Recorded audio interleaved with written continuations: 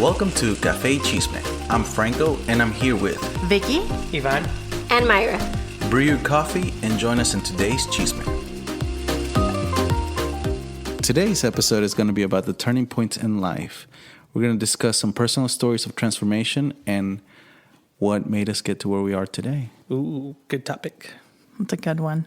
So it'll be a little bit personal, but with a little bit of chisme here and there. You got to give the cheese, man, Of course. so you know how it's really like. Of course, you don't get to your 30s without a little bit of chisme, right? Who's first? I'll go. So, for me, turning points in life, I can tell you of three main turning points in life for me. When it came to career changes, I studied music to be a music educator. And when I got out of school, I took a year off of teaching. Like, I didn't even teach the first year. I worked in construction as an electrician. And then from that, I decided, I don't want to do this in the summertime. I don't want to do this in the wintertime. I want to actually be like in a classroom setting and practice what I went to school for. So I went and taught for 3 years. At the same time, I was married to my ex-wife. Things didn't work out. So we got divorced. And after we got divorced, I looked at my life 30 years from that point and said, do I continue teaching for 30 years and get pension?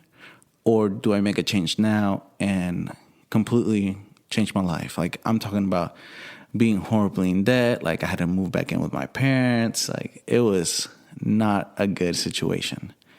And so after doing that, after moving back in with my parents,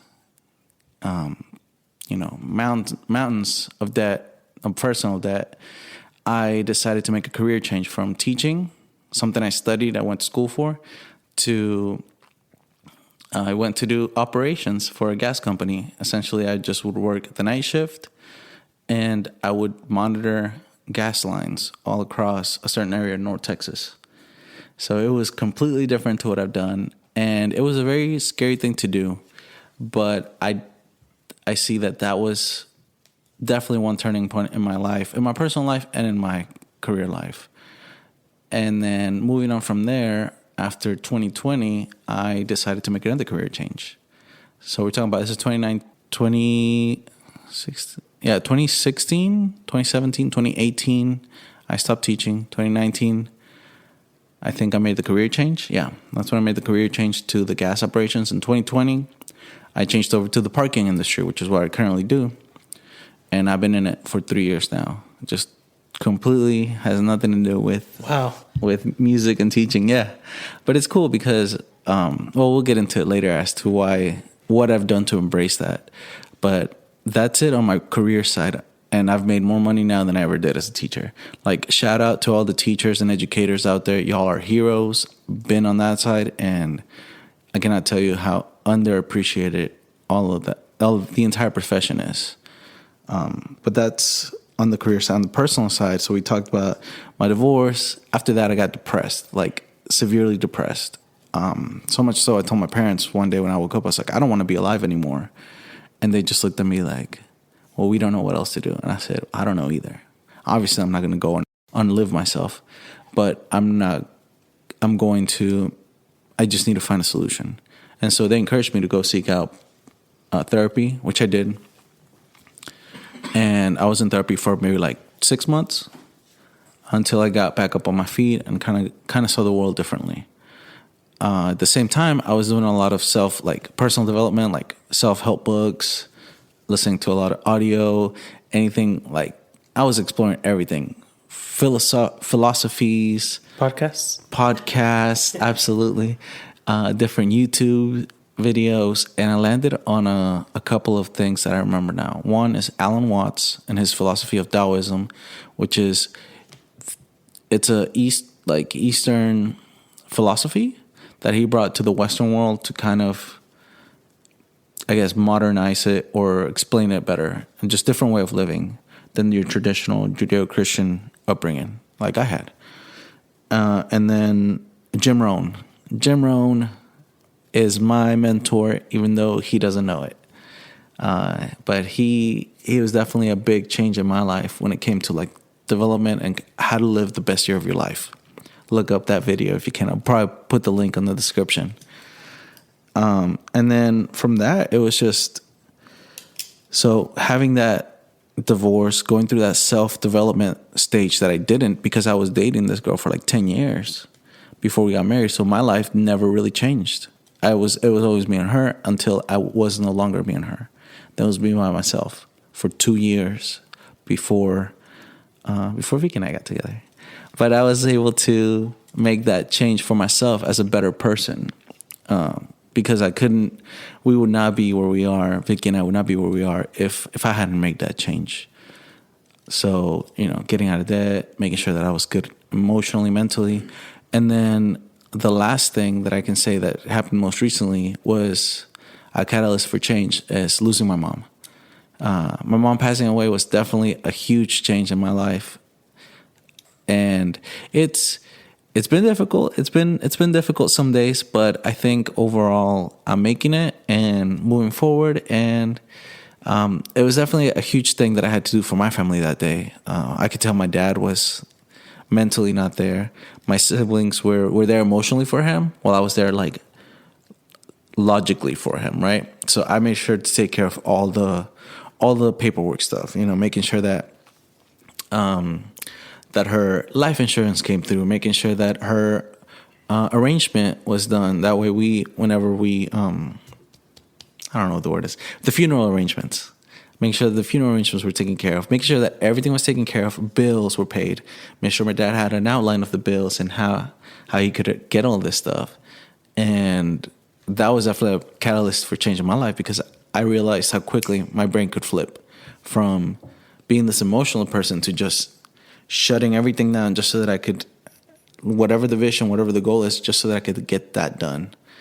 And we're here today. I made it. Yeah, that's my story in a nutshell. Those are some great catalysts of change that you present. A lot of change. I can relate to the career path one. I know that for me, a huge catalyst of change was my first real job. We call it a real job because during college and before, I did part-time jobs here and there. However, when I landed my first real job out of college, it was such a I went through a major transformation because I was in an environment where I was forced to transform.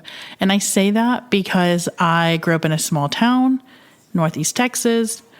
College was the biggest experience I had at that point. And so then I went to I was working, I got my first job in Dallas, which was a huge difference. I had never lived in Dallas. Made a huge mistake getting my first apartment in Dallas in the worst area.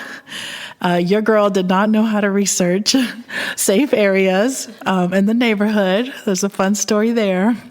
And beyond that, though, like walking into the career world and into the corporate environment was just like a huge truck running over me. Looking back, like I had no idea what it was to truly be a professional amongst other professionals.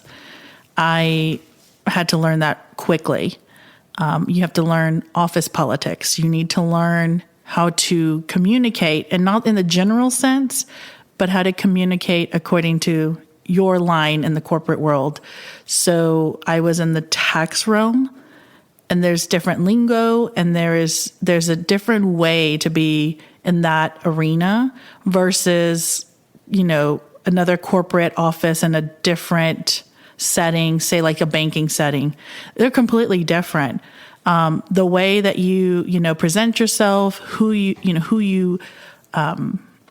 communicate to people, and what decisions you make are pivotal. And so that was I would say the biggest one at a young age. And the way that it transformed me was that I learned how to act quickly on my feet. I'm feeling sick. Well, too bad. You have to show up. And here's the best way to do it. Take care of yourself. Take care of yourself and don't get sick so that you can be there. Because that's how corporate America was. I didn't realize, that what life, work-life balance was. Nobody taught me that. I would later find, and there's just so much there, but I would later find, like I would say a good year and a half to 2 years later, I was looking for answers and I finally came across a book called They Don't Teach Corporate in College.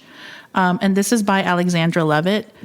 And this book, would have been nice to have in college or prior to my first job, because it really outlines a lot of details that are very helpful, because it's true. You don't learn corporate in college.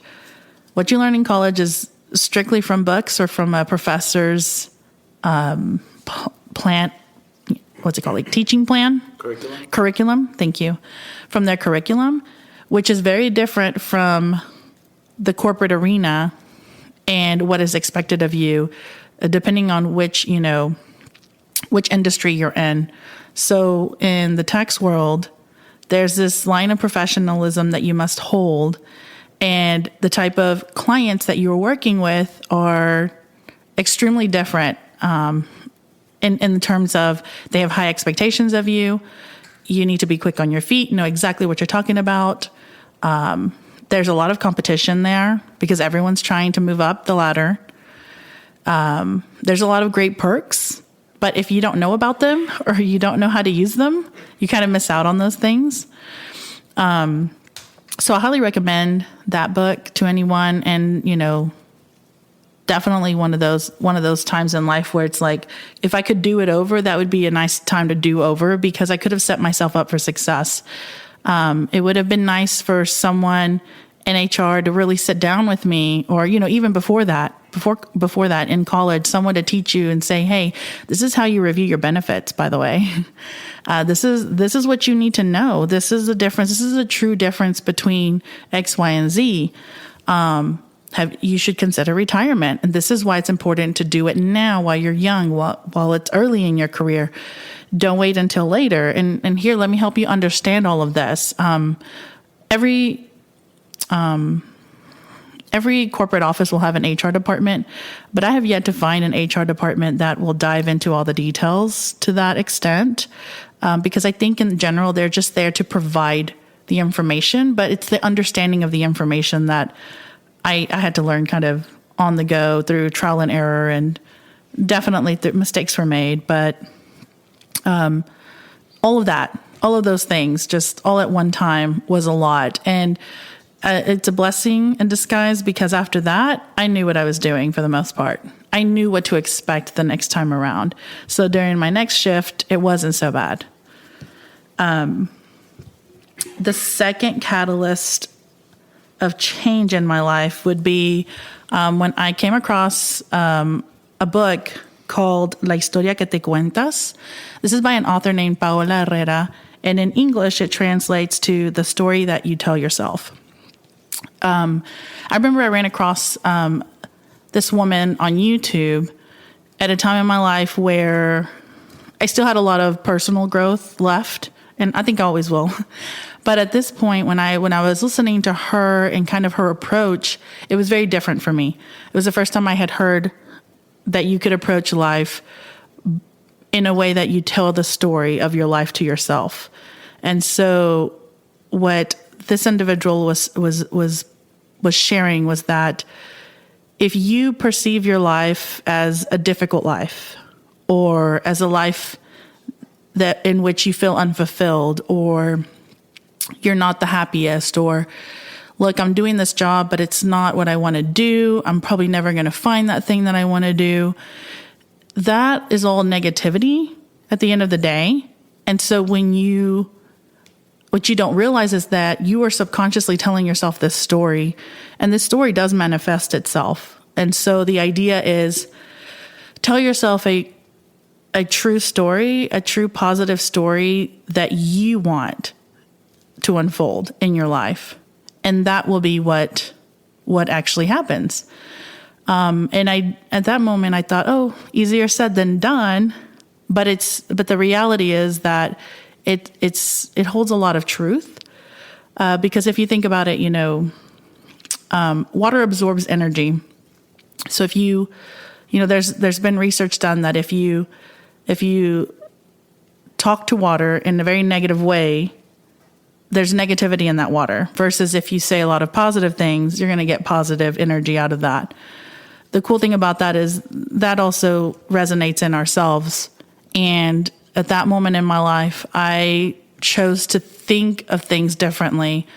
I remember before, when it came to personal finances, I would hear myself say the words, "Oh, I can't do that. Can't afford it this time." So there was the words "can't" and "afford." And that's automatically a story that I was telling myself, and that's the story that I was creating. And I started to shift that to, okay, this cost X amount of dollars. We can make this work. Let's find a way.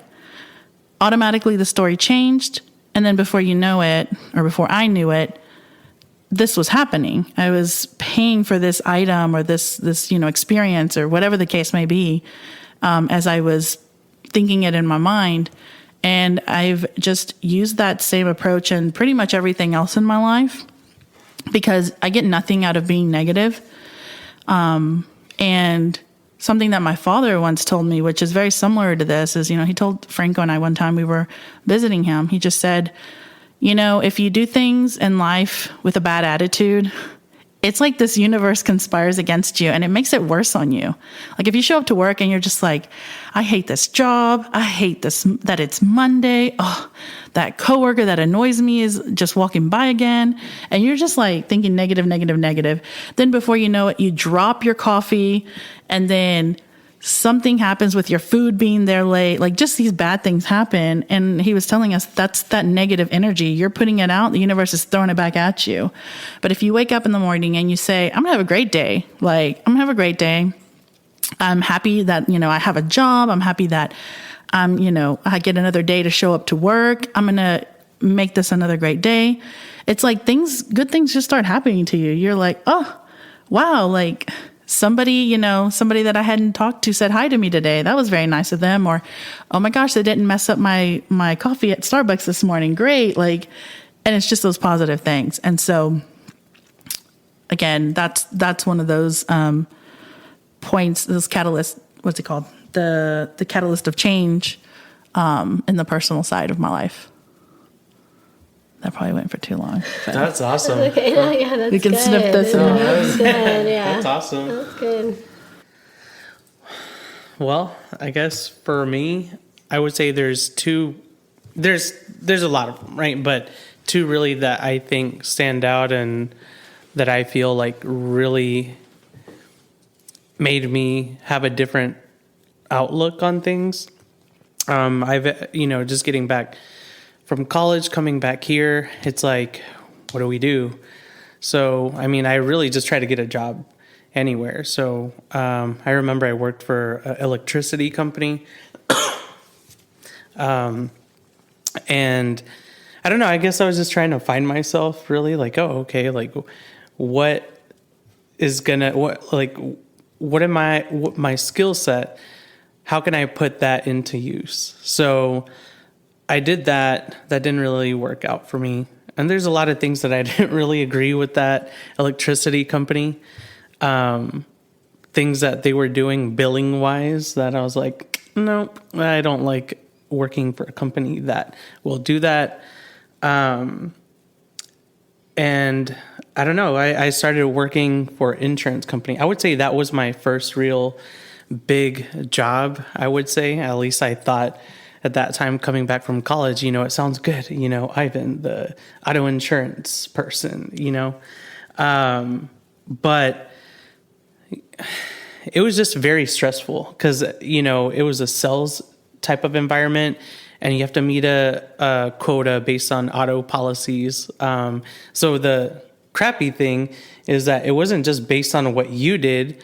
It was based on what the entire location did. I just found really quickly, like, I'm not feeling this because, like, if I'm putting in all this effort, like, for what? If there's other peers that aren't delivering in that same way, so that causes the entire location not to hit their sales quota. And, it was just a frustrating time for me because I also butted heads with my manager. And And it was kind of laid back too, because it was also depending on the amount of traffic that you got into that location. So you can only help clients if they walk in through that door. And I was always the first little desk in front as soon as you come in. So I always try to get like the clients and try to help them. So it's kind of like a tug of war trying to get these clients. But a lot of the time, like we never hit the sales quota. So we didn't end up getting, I guess, the additional bonus that we would get in our pay. So I was supposed to get paid $13 an hour, but it was much less, like because our site didn't meet. So I didn't get the full 13. And I would at the same time, like I'm over here trying to like, pay bills, rent, electricity, water, trying to take someone out on dates. And I wasn't able to, it just wasn't feasible at all. So I know Myra pushed me really hard, and I think she saw how frustrating it was for me, and, just kind of seeing it all over, and, the work-life balance stuff, like, I took it home, to the apartment. I took it, whenever I would meet up with Myra, and we would go on dates and stuff, and it would kind of show. So I wasn't really having as much fun. So she really pushed me. She understood my worth. She knew how hard I would work. And she pushed me to like, hey, like check out some other things. So at the time, funny story, because I was a contractor for a bank, for a mortgage foreclosure. And oh my gosh, that job was like super frustrating. And the good thing is I was a temp. So it was a like 6-month contract, and I could decide at the end, like, or if they would choose me, I guess, either or, if I wanted to keep the job, then I could. But it was a foreclosure type of situation where I would be talking to clients, where I would be telling them that their house was going to get foreclosed on. And I just felt terrible the entire time. Like it was miserable because there were like single dads, single moms, like families, like, and I would be the one telling them, hey, well, we're sending a officer to your location right now. You've been delinquent this much. And which our goal was to try to, if they were not as delinquent, help them try to like get a loan modification, so to restructure their loan to where it would be manageable. But we weren't really helping them because it was just added to the rear, like of their loan. So they're still going to pay it back. So it was just like that gig was a little bit challenging, but it was 6 months. And then what did I do after that? I'm trying to think. I ended up making my going directly through the bank website and applying directly versus going through like a temp company, and I got hired on straight up. But I think that's where like I quickly learned, like I guess through all those jobs that I've had, like I did a lot of things. Like I did a prayer hotline where I would pray for people. And this was in college. I was a lifeguard. I stuffed envelopes, for this church, and we would send it out to, I guess their audience or clients. I had done electricity. I did construction. So I guess just over time, I appreciated all the jobs that I had. And like as soon as I got that job at the bank, as a permanent, I understood like the mission. Like I was like, I know how I want to handle this. I know, just because I've gone through that, I had a whole new appreciation of this opportunity, and I knew right off the bat what I wanted to do. And it was going to give me benefits. It was going to pay me really good money. As soon as I got into that training, I told my manager right away, hey, I'm going to let you know right now, I'm going to be your best guy, and I'm going to work really hard, to be the best top performing banker here. And in return, I asked, like, I'm trying to achieve great things and move on the ranks within the bank. And I was lucky to also have a good manager that was going to give me the exposure.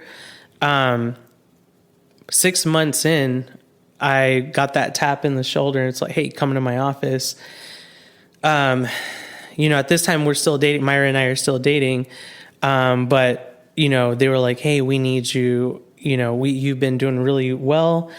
We would love, if you accept, we'd love for you to travel, and really teach other new hires how to do the job that you're doing. And I'm like, man, 6 months in. And I was like, okay, well, let's do it. I mean, I talked with her, but we're like, let's do it.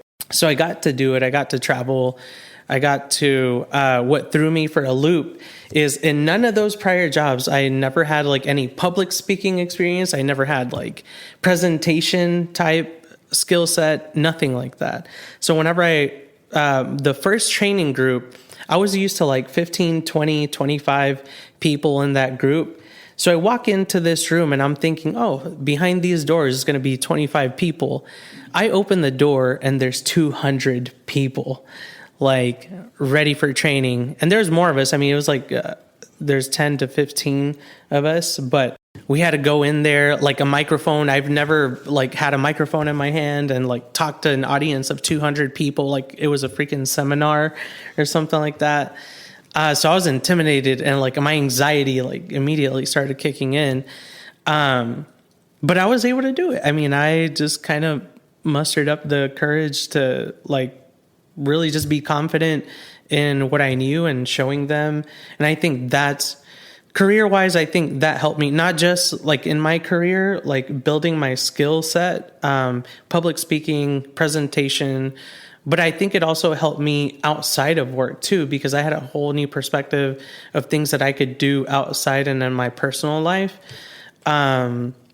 So, and also what you said, Vicky, is like the corporate, like no one teaches you corporate, the politics behind it. So, but, no one teaches you the politics behind corporate. And I mean, it was a big eye opener for me, for sure, because I started, one of the big things that I do is I love observing people and I want to see like who's going where, why are they going to that office? What was their reaction after they came out of that office? And it was just a broad where I was able to observe everything.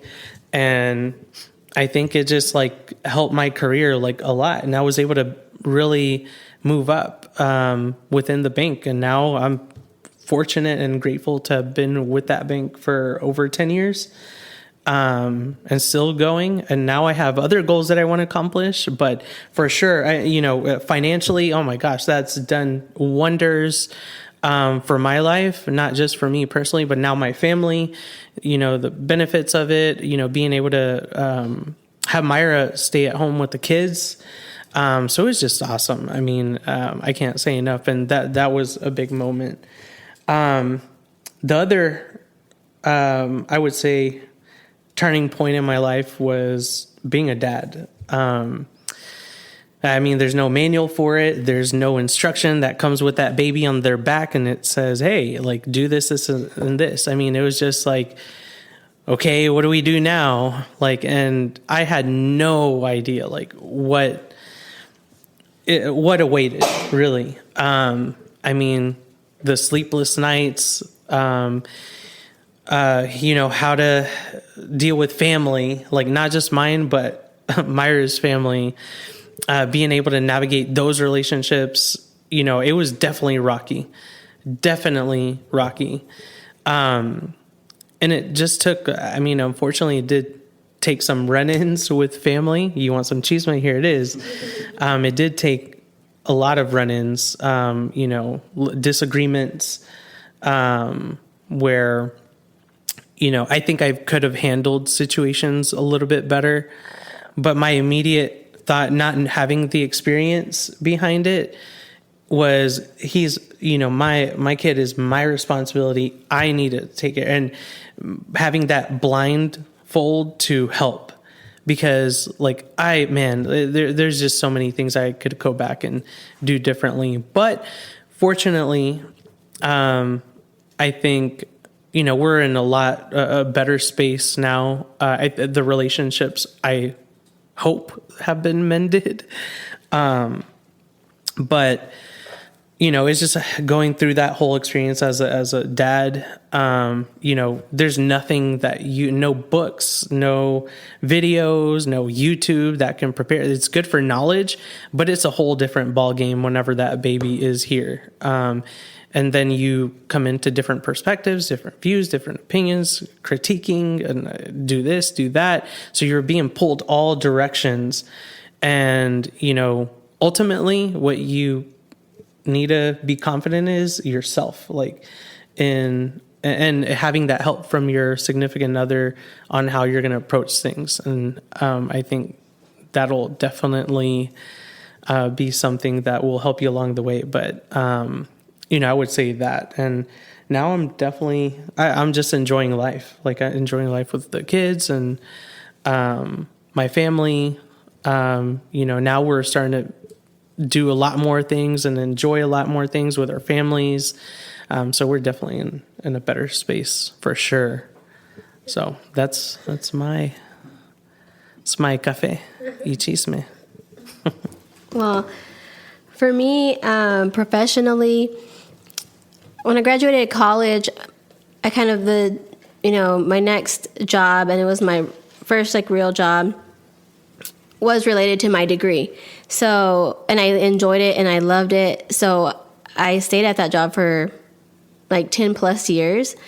And I loved it. I enjoyed it. And then a turning point that came in my life from there that was a little hard to navigate was, Ivan and I got married and we wanted to have kids. And so we got married, we started our family.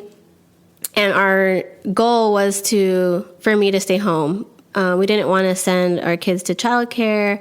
And then plus it was really expensive. I'm I don't want to go to work just to pay for childcare.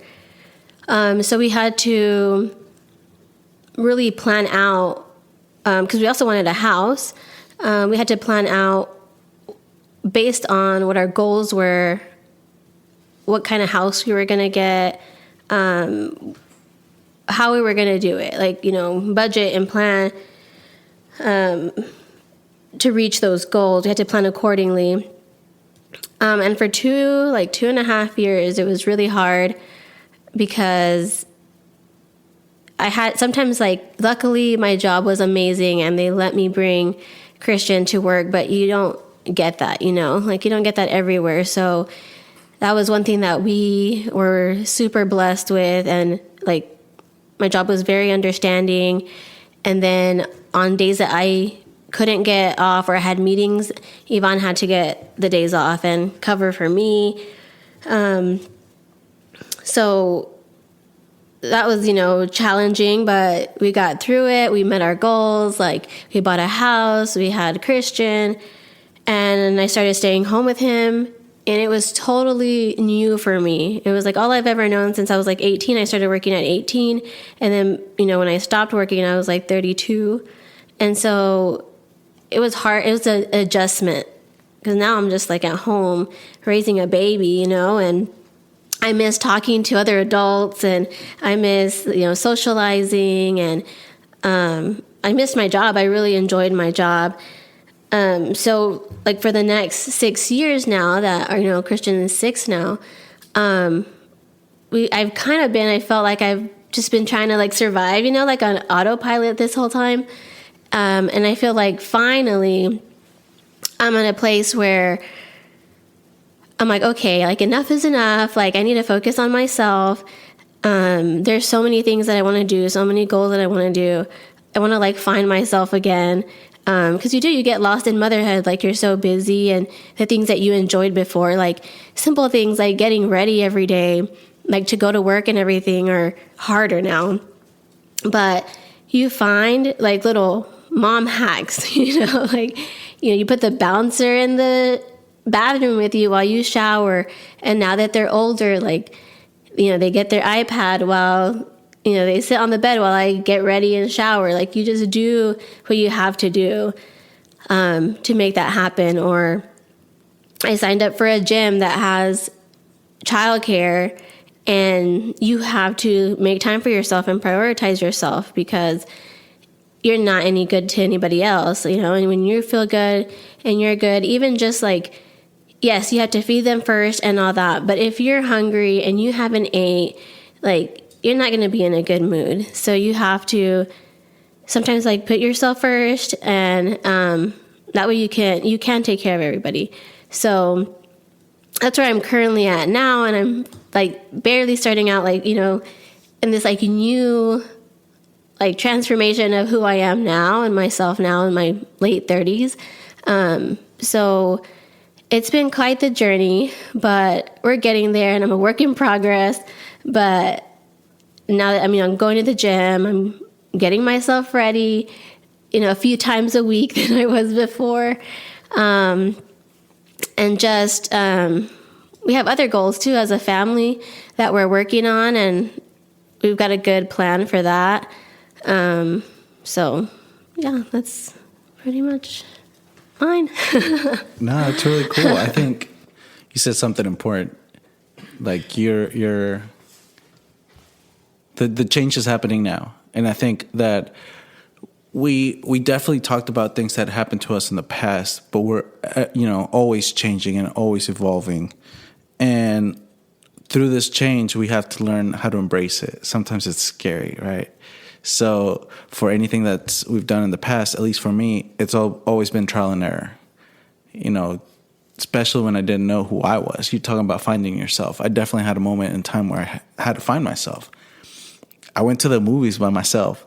I went to concerts by myself, and I would see people that knew me, and they're like, "You're here by yourself?" I'm like, yeah, I'm here by myself because I'm trying to figure out who I am. I'm trying to embrace change for myself. And if it meant saying no to going out with a friend because I wanted to read this audiobook, or I wanted to listen to this audiobook, or read this book, or go to a concert by myself, or go to a movie by myself, I think that was ultimately the right decision in my past so that I could be where I am today. And as we go through life, change is going to happen whether we want it or not. We have to learn how to embrace it and how to adapt to that.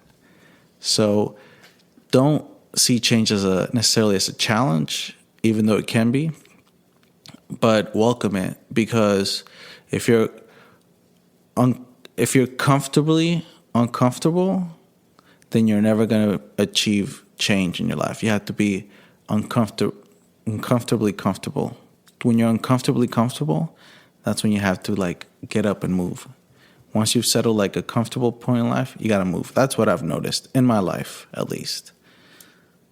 Yeah, so you don't stay the same. Like you have to keep growing. And to what you said, like I remember I hated eating alone, or I hated doing things alone, and now I'm like, now you love eating. I do. I'm in a good place now. I it's like, I don't know. I think it's part of growth too. You know, before, like being able to just sit with your thoughts by yourself and eat lunch, or, you know, or go to the movies. Yeah, I think growth happens when you're going through the toughest times. Like you come out of that stronger, with a new lens, knowing how to approach life. And I think that's what happened to me is like, you know, there's going to be a lot of times where you're going to fall, but having that confidence in yourself to pick yourself up, to understand, like, you know, that we have to face things head on. I mean, that's going to make you stronger. Do you want to talk about some of the challenges during these pivots? Did any of you guys experience challenges when you're trying to, you know, make your transformations? Absolutely. I think like one of the challenges that I faced was deciding, you know, do I choose this thing to focus on, or do I choose this other thing to focus on? And just having that decision to me, it was a challenge, because it was, do I go and have fun, or do I go and focus on myself? And when you're trying to figure out who you are, it's like, which one do you do, right? What's the challenge there? The other challenge is like, do I want to be by myself, or do I want to be with people? And when you're alone and when you feel alone, and I think that's what it is. When you feel lonely, it's difficult to be by yourself. But I think we have to go through those things to get to a point where we're growing, where we're evolving, essentially. Yeah, I agree. And I think, too, sometimes you know what you want, but you don't know how to get there. And I think that's what, is challenging. It's like, I want, all these things. Or like an example was like going to the gym, but I'm like, who's going to watch Mila? Like, all these gyms that I've seen don't have childcare. Do I want to leave her with strangers? Like, but you have to finally make those moves. You have to do your research and do what you need to do to get the things that you want. Do your research. That I can relate to that. I'll tell you a little chisme. When I first moved to Dallas, I was this like bright-eyed, young, recent, college grad, and I was so excited about this first job. And, I'm over here balling on a budget, so I'm trying to find my first apartment. And your girl used Google.com. And I did type in the word cheap apartments in this area, and that's what I got.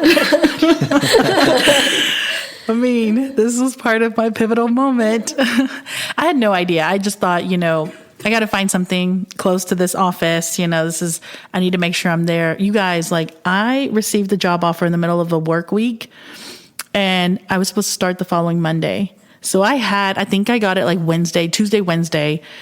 I had then until Monday morning to pack my bags, find a place, move, everything. Nobody told me. Thank goodness. I mean, I had my family backed me up. I know my parents helped me with the deposit and maybe first month's rent, because it was rough. I was I had money saved, but I didn't know it was that expensive in Dallas. I came from $300, $400 a month rent out in the boonies. Oh, that's gone now. that doesn't even exist now. Absolutely gone. And it was astronomical to me. And my parents knew, obviously. They were like, okay, yeah, you think you're going to find, we never rented. I remember my parents had their home, but I knew from other people, this is what they're paying. So I just assumed the same. Wrong. And so when I was so excited, I found a good deal, guys. I want to say it was 800, guys. It was 800 and something. It was not that great of a deal. You walked into 8 Mile. You're what a steal. I thought I got a steal. I thought I was being super smart. Oh my gosh. I got everything prepped. First day I move in, I show up at the actual, first of all, don't go off of what Google pictures are. That's all fake, false. You guys know, if you've been through it. But when I got there, I was am I at the right place? This does not look the same. And I remember, walked in, that whole area was just shady. I remember that. Driving in, I stuck out like a sore thumb. And my first morning, Monday morning, I drive out to the car to get to the office, and there are literally screws under every single one of my tires to ready for me to back up.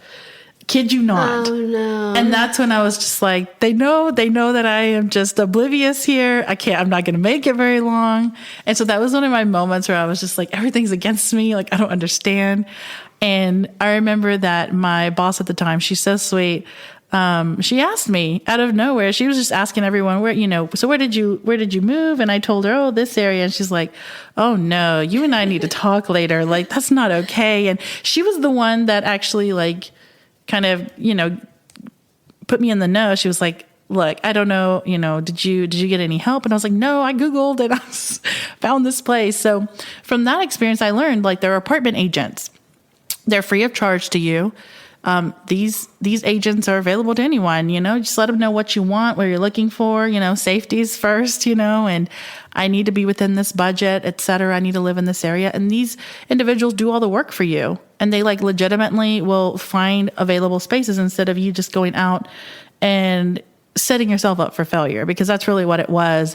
I did end up breaking that lease and paying out. It was worth every penny to get out of there, because it's not a good place to be at. It was bad.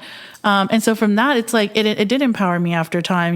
Once I learned that, I was like, never again am I Googling my next home. Like, I'll always use an agent. Then later I realized an agent will pay you out because technically they're referring you to a location. So they'll either give you, like now I have an agent that will pay $200 by Venmo or Cash App, or they'll give you like $250 in moving fees. So you pick your choice. After you sign your lease, you get your money. And I was just like, you mean I could have been paid to like find the next place? So that was one of my early experiences where I just felt like things just didn't go right. And I think what got me through it is just like learn from it. And then you realize that there's a way. There's like, this is the game of life. You got to know how to play it. And when I found out about that agent, like I just shared that with everybody now that I know, because I wish somebody would have told me. So I wish someone would have said, hey, look, you could really benefit from this. And that's the one challenge that I can think of and how I overcame it. I was like, my challenge isn't as very detailed as that. Mine was just really just surrounding myself with the right people. Like, I think as you move through the phases in life, I had to cut ties with some people that, I used to be a promoter for a club, and obviously nothing good comes from that, or at least good friendships, I would say, or at least not serious friendships. But I just felt like I was being held back of my capabilities and things and goals. So I just had to just kind of filter out my friendships and, just keep the friendships that, like I knew, like they were serious about their goals and things and I think I've seen a lot of like, TikTok videos. I think there's this guy that says, show me who your friends are and I'll tell you your future type of thing. And I'm like, man, that's so true. But simple as that, simple as filtering out some of your friends and, those that are serious. Through all these changes and everything, I think that the best thing that came out of it was my personal growth.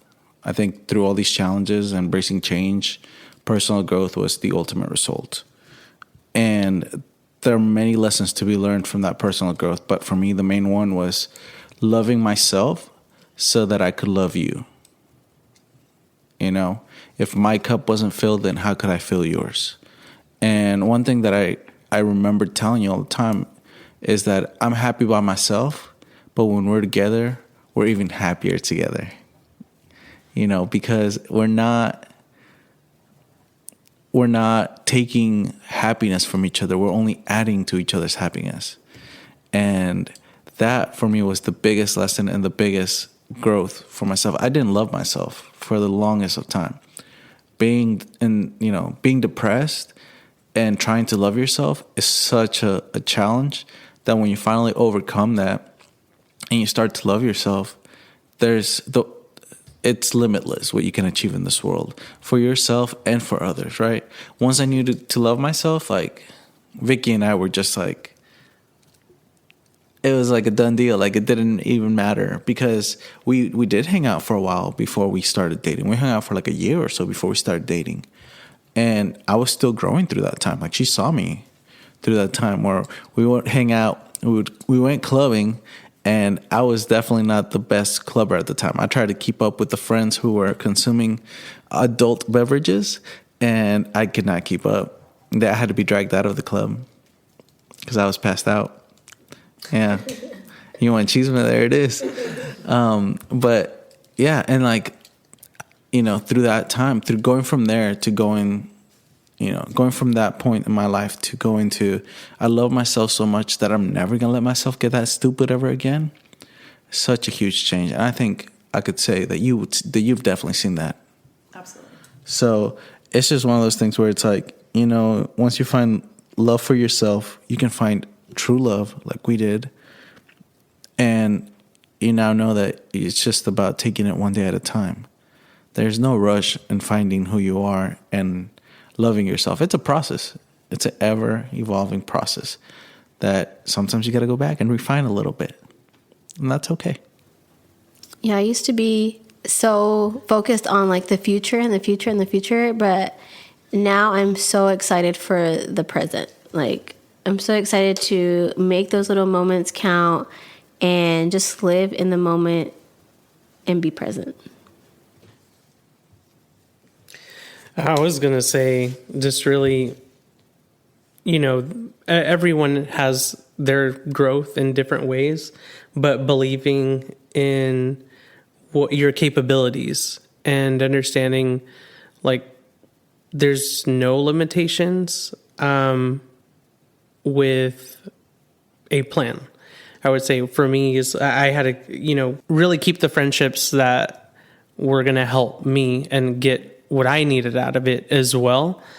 And just really understanding, I would just say what my goals are. I would just say just finding those new friendships and keeping those new friendships that I would be able to get we just had a lot, in common about life. And understanding what I'm capable of doing through my experiences and challenges and failures, and just really having a plan on, what those next steps are. And I continue, growing each day. We're now in a different stage of life. But now I have Myra, where we definitely communicate really well, and, what that's going to look like. So I'm just lucky to have Myra to help me navigate life. Aww.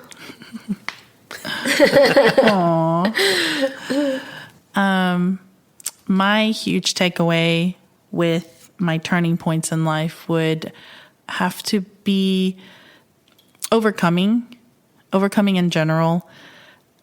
I think that running into like the setbacks, even after you've, recognized some turning points in life, is what makes this journey called life fun, interesting. It has allowed me to be the person I am today, and I can only foresee myself growing more forward, like into the future. Something that I've learned to do on the go is to be resourceful, really learn from my mistakes, learn from other people's mistakes, preferably, and share that information. I always try to leave people better than I find them. And oftentimes I do that through just like words of wisdom, or, hey, let me share something that you may not know in general. And if you know it, great. And if not, even better, right?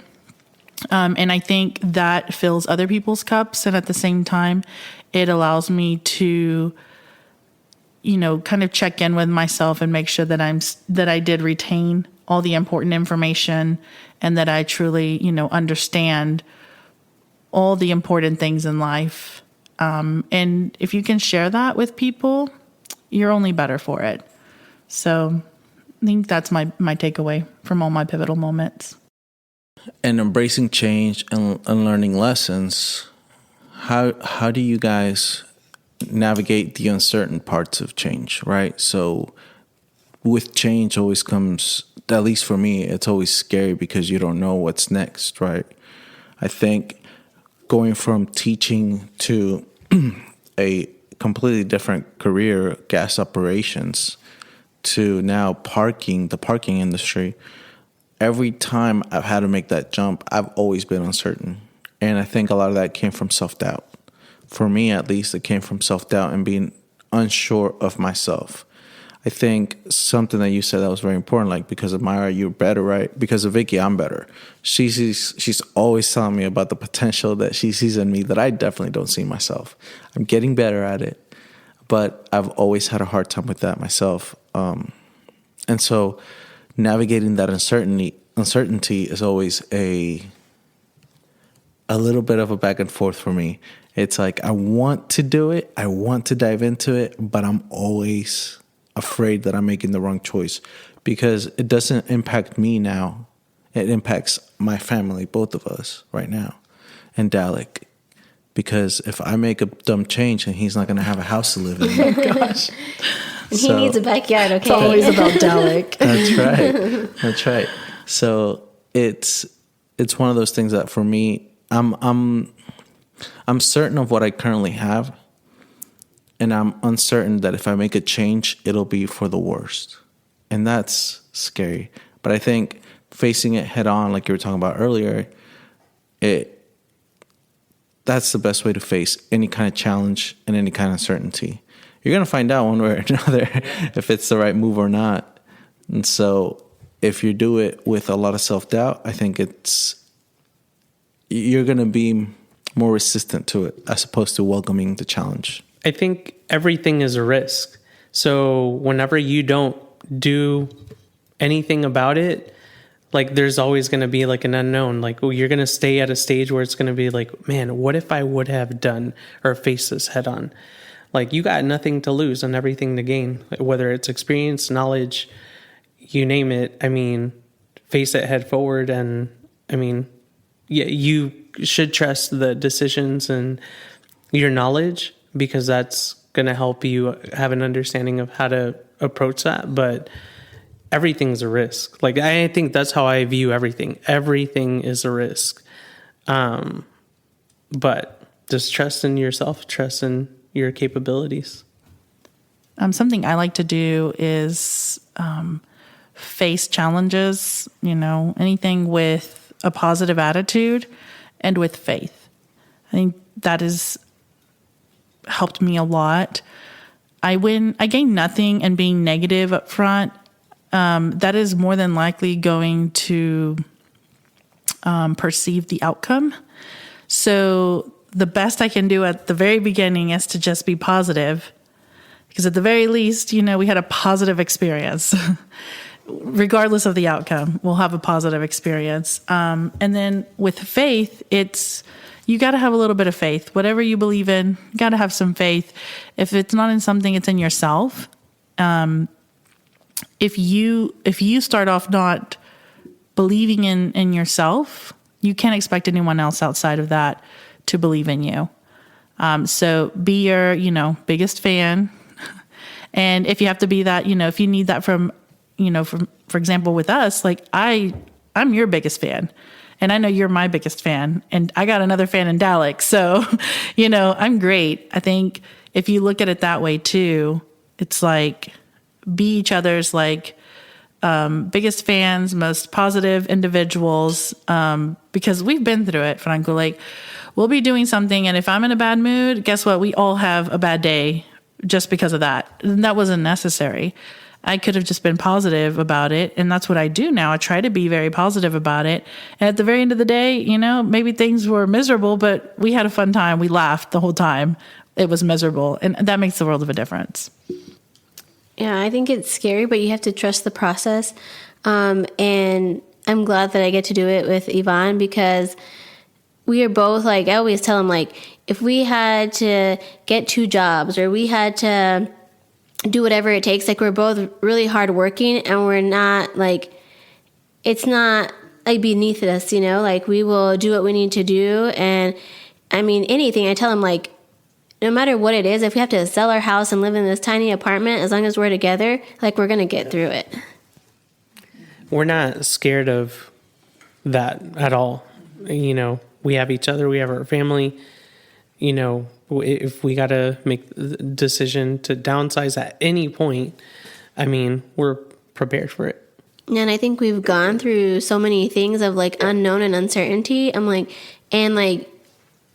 God has literally gotten us through. 100%.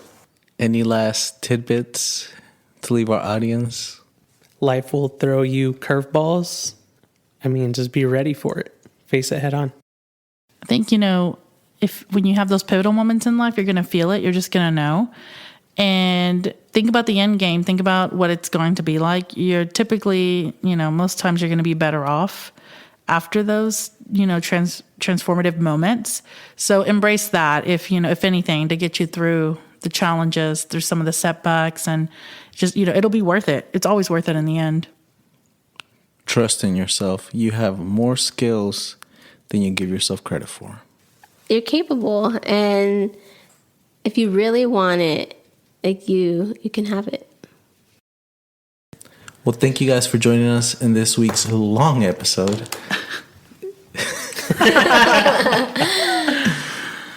Thank you guys for listening to our Chisme in this week's long episode. And we'll see you guys next time.